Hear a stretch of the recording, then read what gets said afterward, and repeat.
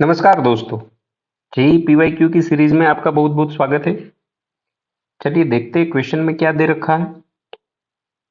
A T-shaped object with a dimension shown in figure is lying on a smooth floor. A force F is applied at the point P parallel to AB such that object has only the translation motion without rotation. Find the location of P with respect to C. चलिए, जैसे यहाँ question में आपको एक T shape दे रखा है और आप जैसे यहाँ फिगर में दिखाया है आप फोर्स एफ लगा रहे हो, लेकिन होता क्या है? होता ये है भाई कि ये सिर्फ और सिर्फ ट्रांसलेशन मोशन कर रहा है, कोई रोटेशन मोशन यहाँ पे नहीं हो रहा है। आपको बताना है आपको फोर्स कहाँ देना चाहिए ताकि ये कंडीशन सेटिस्फाई हो जाए। अब जरा सोचो तो यार, ये बॉडी कब सिर्फ ट्रांसलेशन मोशन ही करेगी? मतलब उसमें रोटेशन हो ही नहीं पाएगा, ऐसा कब हो सकता है?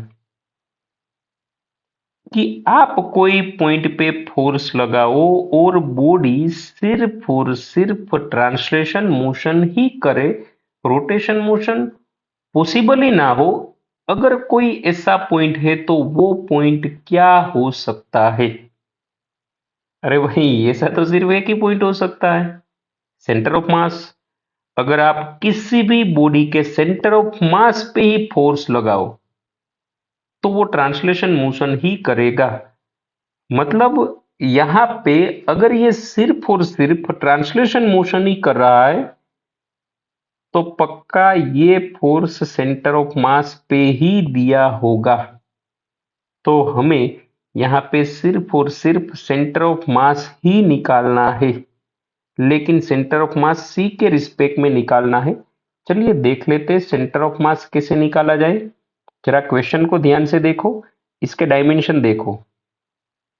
अगर ये लेंथ एल है और ये लेंथ 2l बताई गई है तो यूनिफॉर्म रोड है।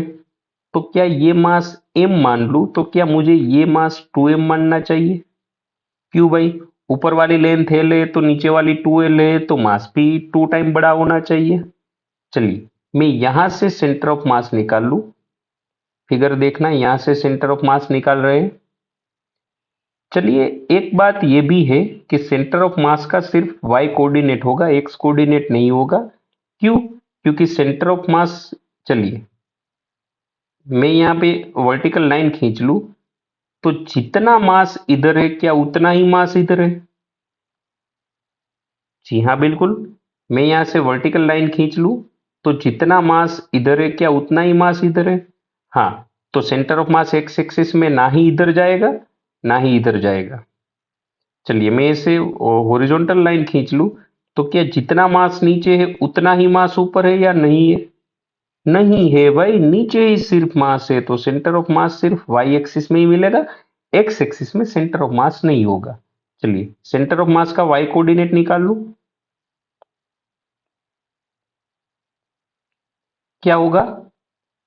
m1y1 plus m2y2 by m1 plus m2। क्या यही होगा सेंटर ऑफ मास का वाई कोऑर्डिनेट? चलिए m1 मतलब पहली बॉडी का मास हमने मान लिया है में, y1 मतलब वो मास कहाँ पे है? वो मास यहाँ पे, क्योंकि पूरी बॉडी का मास में सेंटर ऑफ मास पे तो मान ही सकता हूँ और उसको ही हम ओरिजिन मान ले। चलिए तो अगर वहां पे ही हमारा ओरिजिन है तो पूरा ये मास ओरिजिन पे ही है, तो क्या पहला तो जीरो हो जाएगा। दूसरा मास m2 मतलब 2m, वो मास कहाँ है? वो मास उसके सेंटर ऑफ मास पे, उसका सेंटर ऑफ मास कहाँ है? अगर ये पूरी लेंथ 2l है तो क्या आधी लेंथ पे होगा? m1 प्लस m2 मतलब m और 2m, वो तो हमें पता ही है। क्या हो गया भाई? ये पहला हो गया जीरो, क्योंकि हमने वो मास ओरिजिन पे माना है, मतलब हमने जहां ओरिजिन माना है वहीं वो मास लाई कर रहा है, तो पहला तो हो गया जीरो। प्लस यहाँ हो गया दूसरा मास 2m। 2m मास कहाँ पे है भाई? 2m मास है उसके सेंटर ऑफ मास पे, जिसका centre of mass l length पे है, तो 2m इंटू एल बाई, पहला मास m था दूसरा 2m था, नेट हो जाएगा 3m, mm कट जाएंगे, सेंटर ऑफ मास मिलेगा 2l/3। लेकिन सेंटर ऑफ मास 2l/3 मिला, लेकिन यहां से हमें यहां से नहीं चाहिए, हमें सी पॉइंट से चाहिए क्योंकि हमें पूछा गया था विथ रिस्पेक्ट टू सी। तो क्या मुझे सेंटर ऑफ मास सी से चाहिए, तो क्या मैं निकाल लूं फ्रॉम पॉइंट सी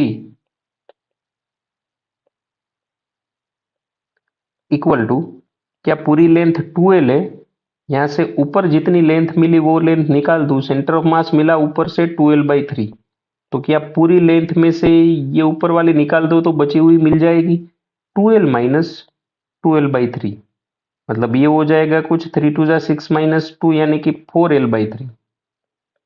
तो यहां है सी से इतनी दूरी पे 4l/3 डिस्टेंस पे अगर फोर्स लगाया जाए तो ये force direct centre of mass पे ही लगेगा, और अगर सेंटर ऑफ मास पे ही फोर्स लग गया तो ये सिर्फ और सिर्फ ट्रांसलेशन मोशन ही करेगा। Thank you.